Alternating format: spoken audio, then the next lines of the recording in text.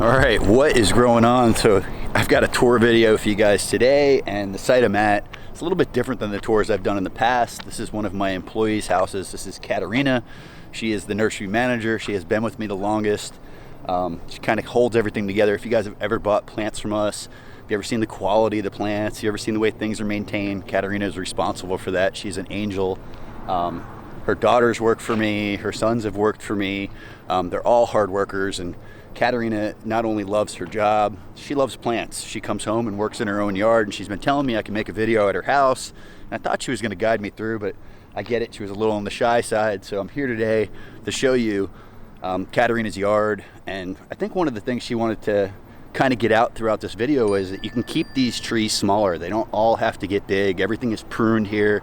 I'm ready to show you guys around. Ready to stop talking? Well, I'm going to talk, but let's show you what's going on here. So normal front yard in suburbia, and you can see most people just have the regular grass front yard, unusable plants. And Katarina's yard has a ton of edibles mixed in. So you can see the big emergent papayas there, large Mexican sunflower. Going up to the front door, she has also grown a love for Jaboticabas like me. There's a rare variety. There's a beautiful sabra up in there. There's a red on the other side. Here's some of the standard stuff left behind.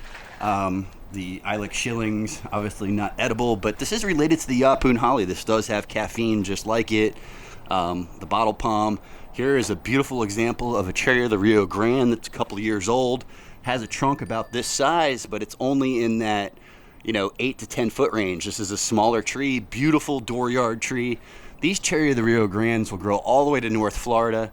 Even if you're not in Florida, you can grow this one in a container and just bring it in for a few months, when we get that cold spell. So behind it, you'll see a beautiful red Jaboticaba, and Katarina really likes keeping these pruned up, and that one actually has flowers on it in the ground all over the bottom of the trunk.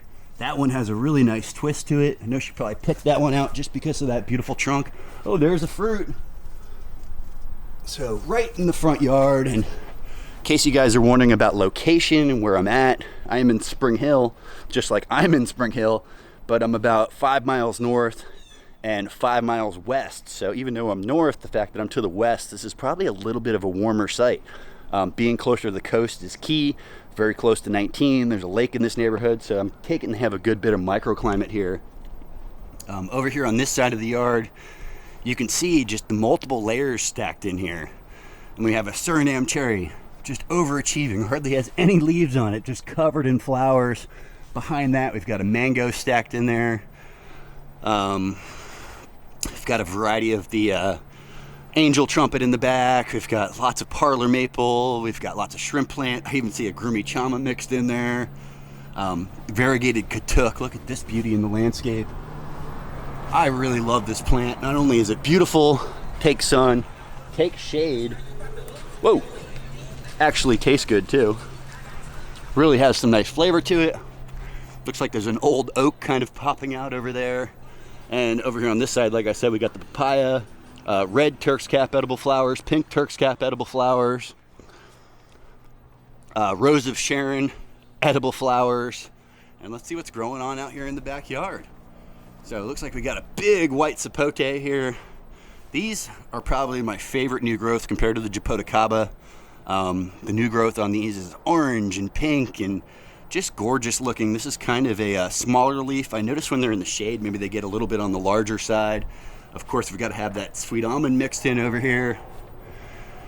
Looks like we got a peach, another sweet almond, a crepe myrtle, potentially a plum, another peach. So lots of stone fruits going on back here. Another plum, another peach, another Turks cap, and just a beautiful grafted loquat here in the backyard. More papaya. I see another rare variety of Jaboticaba, another cherry of the Rio Grande. There also has been some citrus mixed in here. I noticed that in the front yard also. There was one in the middle of that front bed I forgot to point out.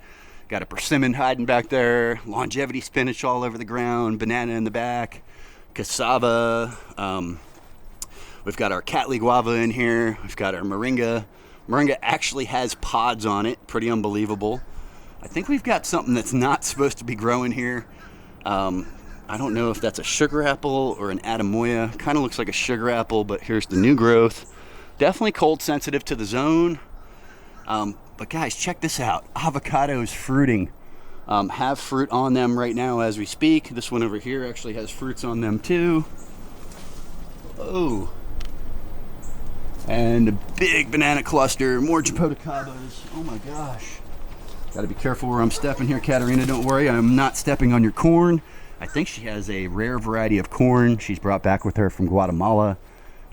Here's a bigger one. There's some little ones in there. There's a Grimmel Jaboticaba. She's got this backyard stacked.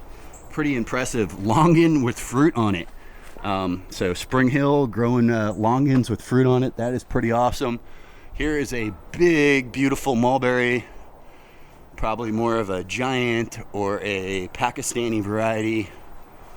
Not quite sure. I'm sure if Katarina was here, she could tell us. Got some of that corn hanging from the tree. Got to keep those squirrels out. And as we could see, what variety is this? Poncho? Oh, Poncho, cold tolerant. So this one will take down to 12 degrees or so. Oh, I see a white Jaboticaba back there. Those ones have a little bit of a hard time sometimes in different soils. I noticed Katarina has this planted in the container, probably because of the soil condition issues. This one's in the container also. What did you get here? Oh. So if I've got it, Katarina has it. Here's another citrus hiding. Look at all this stuff back in here. This is amazing. Carambola, really good size. I wonder if it's getting some wind back here. Probably gets fruit, gets a little frosted back. Look at this other mango hiding in here. Another beautiful loquat, another beautiful peach.